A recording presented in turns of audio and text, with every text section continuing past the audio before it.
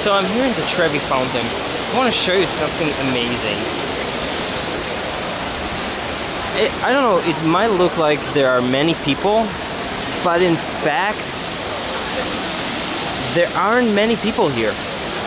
This is the emptiest this fountain has been for decades. And the reason is COVID. There are no tourists in Rome currently. So essentially people cannot come, which leaves this magnificent beauty to the Italian tourists. It's pretty spectacular. And just so you know, here, I can sit in front of the fountain.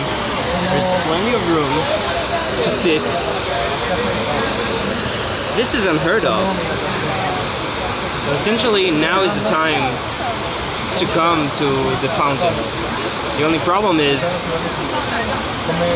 not many people can come right now. This is just incredible.